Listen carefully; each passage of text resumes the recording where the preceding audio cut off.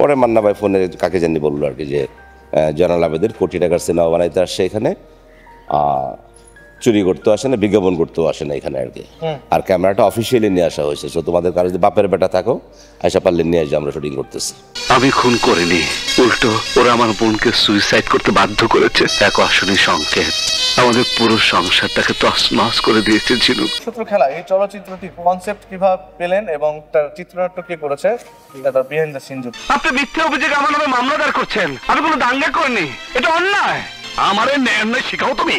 আপনি তো আইন রক্ষা করছেন না, আপনাকে টাকা দিয়ে ওই অফিসারটা কিনে ফেলেছে। আমি ঘুষ খাই। হারামজাদা, খবরদার দারোগা সাহেব, হারামজাদা বলবেন না। আমার বাবাকে নিয়ে আরে একটা কথা বলবেন না। আচ্ছা, যেহেতু ফিল্মে আমি প্রথমে মান্না ভাইয়ের সাথে আগে থেকে আমার পরিচয় ছিল আর কি।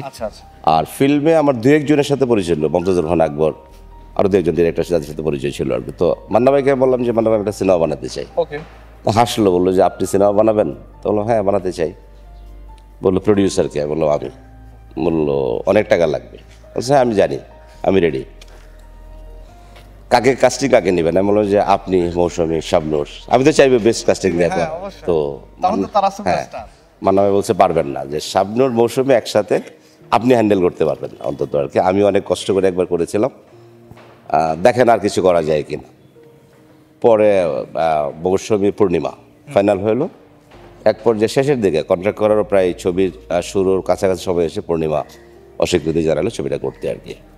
এটা নিয়ে অনেক মানে গল্পটা আছে। গল্পটা ছিল প্রথম ছিল হলো আব্দুল্লাহ জহির বাবু, সেকেন্ড আবার ডায়লগে কিছু কাজ করে ছোটকু ভাই। এটা মান্না ভাইয়ের ছিল আর কি, যে বাবু ভালো লিখছে, গল্প সবই সুন্দর আছে, ছোটকু ভাইকে দিয়ে একটু ডায়লগটা একটু কারেকশন করে নেন। আপনি সেটাও করেছেন ছোটকু ভাই আর কি।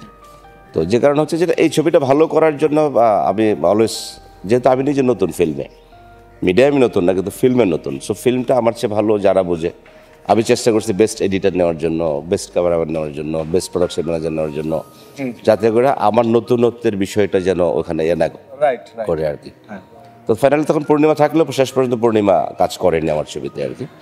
এ নিয়ে অনেক হিচিং হয়েছে, এগুলি বলতে চাই না আমি ক্যামেরায় অবশ্য। পরে পূর্ণিমার জায়গায় আমরা নিলাম স্বাগতাকে। তো স্বাগতাকে নেওয়ার ব্যাপারে একটা মান্না ভাইয়ের সাজেশন ছিল যে আমি একটা মেয়েকে দেখছি, আপনি দেখাতে চাই আপনাকে।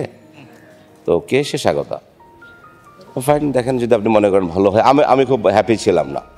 তো প্রথম দিন যখন আমরা স্বাগতার সাথে মিটিং করি, স্বাগতা খুব মানে উইলিংলি বলছে যে জয়নাল ভাই আমি সব পারি, ভালো অ্যাক্টিং করতে পারি, গান করতে পারি, একটা কাজ পারি না, আমি নাচতে পারি না। তো মান্না ভাই আমাকে পরে বললো যে এই কাজটাই প্রথম করবো আমরা। মানে বললো যে আপনি 2 লক্ষ টাকাটা জুয়া খেলবেন। কেমন সেটা? বললো গোপনে আমরা একটা গান রেকর্ড করব, শুটিং করব। এটা করতে আপনার 2 লাখ টাকা যাবে, ঢাকার বাইরে কোথাও। যদি দেখি মেয়েটা ভালো করছে তাহলে আমরা রাখবো, যদি দেখি যারা ভালো করে না তাহলে আমরা গোপনে এটা বাদ দেবো, কেউ জানলো না। দুটো লাইন বলো ওই গানটি। আমি তোমাকে চাই, আমি তোমাকে চাই, পাথর কেটে ভাগ করা যায়, ভালোবাসা যায় না। শত্রু খেলা টাইটেল সংটা ছিল এটা আর কি। হ্যাঁ, টাইটেল সংটা ছিল, রোনা আপার গাওয়া ছিল, ছবি টাইটেল সঙ্গে ছিল ওটা। যথারীতি আমরা এফডিসি থেকে বেস্ট ক্যামেরাটা ভাড়া নিয়ে বুকিং করে চলে যাই মহারাজ জমিদার বাড়িতে। পরদিন থেকে শুটিং শুরু হয়। এখানে অনেক মানে নতুন হিসাবে প্রচুর খরপোশ প্রবাহিত হয়েছে। তো আমার এফডিসি থেকে খবর হয়েছে যে আমি জয়নাল আবেদিন, যেহেতু বিজ্ঞাপনের মানুষ, আমি সবচেয়ে বেস্ট ক্যামেরাটি বিজ্ঞাপনের জন্য নিয়ে চলে গেছি। এই ক্যামেরা এখন ব্যাক করাইতে হবে, প্রচুর ফোন যাচ্ছে। তো কেউ ফোন আমাকেও কিছু বলতেছে না। ফোন যে আমার ক্যামেরাম্যান লাল মোহাম্মদের কাছে, লাল মোহাম্মদ এক পর্যায়ে মান্না ভাইকে বললো যে মান্না ভাই ফোনটা আপনি একটু অ্যাটেন্ড করেন। কী ফোন সেটা? এফডিসি থেকে থ্রেট, এখন ক্যামেরা নিয়ে ফেরত আসতে হবে, জয়নাল আবেদিন বিজ্ঞাপনে শুটিংয়ে গেছে। তো মান্না ভাই আমার ম্যানেজারকে বললো যে রতন খতিবকে বললো, ভদ্র ছেলে, যে রতন তুমি কি এটা কি মানে বুকিং করে আনছো, প্রপারলি নিয়ে আসছো, অফিসিয়ালি এন্ট্রি করে? বলছে হ্যাঁ আমি তাই তো করছি। পরে মান্না ভাই ফোনে কাকে জানি বললো আর কি যে জয়নাল আবেদিন কোটি টাকার সিনেমা বানাইতে আসছে এখানে, চুরি করতেও আসে না, বিজ্ঞাপন করতেও আসে না এখানে আর কি। আর ক্যামেরাটা অফিসিয়ালি নিয়ে আসা হয়েছে, তো তোমাদের কারো যদি বাপের বেটা থাকো আয়সা পারলে নিয়ে আসবে, আমরা শুটিং করতেছি। তো তখন থেকে আমার মনে হলো যে মান্না ভাই একটা গার্জিয়ান সুলভ মানে অ্যাটিচিউড সবার ক্ষেত্রে আর কি, যে আমি তো কোনো হ্যাসেলে আমাকে পোহাতে দেয়নি, উনি নিজেই জিনিসটা হ্যান্ডেল করলো। রাইট। যথারীতি আমরা গানটা শ্যুট করলাম, শ্যুট করে ঢাকায় নিয়ে আসলাম। মাসুমা বলছিল কোরিওগ্রাফার, জি। মানে আমি চেষ্টা করেছি প্রত্যেকটা টেকনিশিয়ানকে বেস্ট পসিবল রাখার জন্য। মাসুম বাবুল ভাই তো মান্না ভাইয়ের কাছের লোক। জি। তো ওইটা শুটিং করে ঢাকায় নিয়ে আসলাম। তখন আমরা সেলুলারে ফিল্ম করতাম, প্রসেস করা হলো, প্রিন্ট করা হলো, এডিট করা হলো, করে দেখলাম না গানটা সুন্দর হয়েছে, মেয়েটা ভালোই করছে। যে মেয়েটা বলছে নাচতে পারি না, অথচ সে নাচেও ভালো করছে, এটা হয়তো মাসুমা বলে ক্রেডিট ছিল কোরিওগ্রাফার হিসাবে। মেয়েটাকে দিয়ে নাচ করিয়ে নিয়েছে আর কি, সেটা বলবো আমি। আজকে মাসুমা বল নাই, তার ভালোটা বলতে আমার এক ফোঁটা আপত্তি। আল্লাহ তাকে বেহেশতবাসী করো। মাসুম বাবুল ভাই অনেক নামি দামি একজন, হ্যাঁ, খুব কোঅপারেটিভ ছিল, খুবই। নৃত্য পরিচালক। হ্যাঁ, আমার সাথে খুব কোঅপারেটিভ ছিল আর কি। জি। তো গানটা দেখে যখন দেখলাম যে ফাইন, গানটা খুব সুন্দর হয়েছে, দেন আমরা ডিক্লেয়ার করলাম যে হ্যাঁ আমাদের নায়িকা হচ্ছে মৌসুমী আপার পাশাপাশি স্বাগতা। তো তখন মানুষ জানলো আর কি এটা আর কি। বাবা তুমি কেমন আছো? যার পাস করার মাইয়া ফেল করার দুঃখে আত্মহত্যা করে মরে, যার পড়া বিশেষ পাস করার জজসেব না হইয়া খুনের আসামি হয়ে জেলখানায় থাকে, তার বাপ কেমন থাকে রে বাবা? আমি তোমার স্বপ্ন পূরণ করতে পারিনি বাবা। তো এই চলচ্চিত্রটি শুটিং করার সময় আরো কিছু স্মৃতিচারণ বা মজাদার কোনো ঘটনা মান্না ভাইয়ের সাথে? এইটা অনেক কিছু আছে আসলে। এই ছবিতে আবারও বলছি, আমি যেহেতু আমি নতুন মানুষ, আমি যখন এফডিসিতে আমি সেট করতেছি আর কি, আমার 3 নম্বরে সেট হয়েছে, 4 নম্বরে হয়েছে, 8 নম্বরে হয়েছে, 1 নম্বরে হয়েছে। তো কিছু কিছু কাজ দেখে এসে সিনিয়র ডিরেক্টর যারা, আমি জানি না কেন তারা আর কি গোপনে এসে আমার সেট দেখতো, যে আমি 8 নম্বরে একটা সেট করছি, জেলখানার সিঁড়ি হচ্ছে উপরের দিকে। তো কিছু আমি নাম বলতে চাই না, আমার অনেক সিনিয়র শ্রদ্ধাভাজন ডিরেক্টর, তারা এসে আমার আর্ট ডিরেক্টর বলছে সিঁড়ি উপরের দিকে কেন জেলখানার? তো ওরা বলছে যে এটা তো জেলটা মাটির নিচে দেখানো হবে, সো এন্ট্রি হবে উপর থেকে। তারা গোপনে দেখার চেষ্টা করতো যে মানে যে আমি আসলে কি করতে আসি, আমি কি মিডিয়ার লোক হিসাবে মিডিয়ার নাটক বানাইতে আসছি নাকি মেইন স্ট্রিম ফিল্ম বানাইতে আসছি, এটা গোপনে তারা। আমি যখন যে একটু দেরি করে আসলে ডাবিং, তখন তো ডাবিং হইতো এখানে আর কি এফডিসিতে, তারা যে আমার ম্যানেজার বলছে একটা রিল চালা দেখি কি করতেছে দেখি। এবং তারা যখন দেখলো যে না আমি আসলে একটা মেইন স্ট্রিম ফিল্ম বানাচ্ছি, কমার্শিয়াল ফিল্ম বানাচ্ছি, তারপর থেকে তারও আগে এসে আমাকে সহযোগিতা করতে থাকলো আর কি, কোনো হেল্প লাগলে করতে চাইলো। তো তারপর খুবই সহযোগিতা, সবার প্রত্যেকে সহযোগিতা করছে কাজটা করার জন্য। আচ্ছা আচ্ছা। এই ছবিটি যখন সিনেমা হলে রিলিজ হয় তখন কিরকম রেসপন্স ছিল দর্শক? খুবই ভালো রেসপন্স ছিল। আপনি হল ভিজিটে গিয়েছিলেন মান্না ভাই?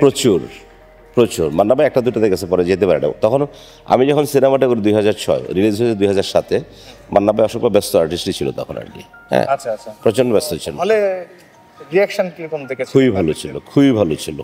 আচ্ছা। আমি আমাকে সাভার যে সেরা অডিটোরিয়াম আর কি, ওখান থেকে ফোন দিয়েছে যাওয়ার জন্য, প্রত্যেক শোই হাউসফুল যায় সেখানে আর কি, নর্মালি সব ছবিই যায় ওখানে হাউসফুল। তো দেখার পরে আমরা 3টা শোয়ের সময় গেলাম, 6টা শো দেখবো আর কি। তো আমাকে ম্যানেজার বললো যে স্যার একটু আগে ঢোকেন, কারণ পরে আমি সিট দিতে পারবো না। আচ্ছা। তো আমরা যে বসলাম পিছনে, অডিয়েন্স বসছে ঠিক আমার চেয়ারের পারলে ঘাড়ের উপরে পা দিয়ে এরকম করে অডিয়েন্স বসছে আর কি। তো আমার কাছে মজাই লাগতেছে। আচ্ছা আচ্ছা। তো আমার ছবিতে একটা শট খুব আউট অফ ফোকাস ছিল, এইটা আমি পরে আর চেঞ্জ করতে পারিনি। ভীষণ অ্যারেঞ্জমেন্ট ছিল, কমলাপুরে শুটিং ছিল। সত্যি কথা বলতে মৌসুমীর এন্ট্রি সিন ছিল এটা। আচ্ছা আচ্ছা। এই শটটা আউট অফ ফোকাস করছে, আমি বুঝিও নাই তখন। তখন তো দেখার প্রসেস করার পরে দেখে আউট অফ ফোকাস, জি। খুব খারাপ লাগছে। কিন্তু এটাকে চেঞ্জ করার কোনো বই ছিল না, যেহেতু বিশাল অ্যারেঞ্জমেন্ট ছিল। কমলাপুর স্টেশনকে ফাঁকা করে, লোকজন দাঁড় করে, পুলিশ দাঁড় করিয়ে মান্না মৌসুমী শ্যুট করা, তাদের আবার শিডিউল পাওয়া চাপ ছিল। হ্যাঁ। তো লোকজন মানে ট্রেন ছেড়ে দিচ্ছে যেই ধরনের যে মান্না মৌসুমী দেখার জন্য, যে এই ট্রেনে আমার টিকিট আছে, আমি যাবো না, পরের ট্রেনে যাবো, কিন্তু মান্না মৌসুমীকে দেখতে হবে। আচ্ছা আচ্ছা। এরকম ছিল, আকর্ষণ ছিল এটা আর কি। এই ছবিতে কত টাকার ব্যবসা করেছেন সেই সময়? এইটা তো বিজনেস সিক্রেট, এটা তো বলা যাবে না। আচ্ছা আচ্ছা। এখানে বলা হয়ে থাকে যে যে 200-250 হলে যদি একটা ছবি চলে তাহলে টাকা চলে আসে। আপনার ব্যবসা ওই সময় বাংলাদেশের ম্যাক্সিমাম হলে 2বার আমার ছবিটি চলছে। তখন হলের সংখ্যা ছিল 450, ভালো চলছে। আচ্ছা, যে গল্পটা বলতেছিলাম, ওই যে দর্শকটা যখনই আউট অফ ফোকাস শটটা আসছে, ঠিক আমার পিছন থেকে ক্যামেরাম্যানকে একটা গালি দিল। মানে দর্শক আউট অফ ফোকাসও বোঝে, আমার মনে হইলো। আচ্ছা আচ্ছা। যে ক্যামেরাকে গালি দিয়ে বললো যে এই শটটা নিতে পারলো না, হয়তো এটা একটা অ্যাক্সিডেন্ট ছিল, ক্যামেরাম্যান ভালো ক্যামেরাম্যানই ছিল, অ্যাক্সিডেন্ট এটা হয়ে গেছে আর কি। তো সেই জন্য বলছি এটা অনেক মানে সত্য কালার ছবির সব জায়গাতে আমার মিউজিক ডিরেক্টর ছিল ইমন সাহা, বাংলাদেশের বেস্ট সিঙ্গার যারা, সিনিয়র সিঙ্গার যারা, তারা গান করছে। সব কিছুতেই ভালো লাগতো এটা, মানে যারাই দেখছে, মানে আজকে আমার চলচ্চিত্রে আমার প্রতিষ্ঠা হচ্ছে শত্রু খেলা। তোমার ওই অপবিত্র হাত দিয়ে আমাকে স্পর্শ করবে না। তুমি কি ভেবেছো আমার উপর অত্যাচার করে আমার মন থেকে নদীর নাম ভুলিয়ে দিবে? ভালোবাসাকে ভুলানো কি এতই সহজ? আরে তুমি তো তুমি, তোমার চেয়েও বড় বড় রাজা বাদশারা ইটের পর ইট গেঁথে ভালোবাসাকে মারতে গিয়ে নিজেরা ইতিহাসের আবর্জনায় নিক্ষিপ্ত হয়েছে।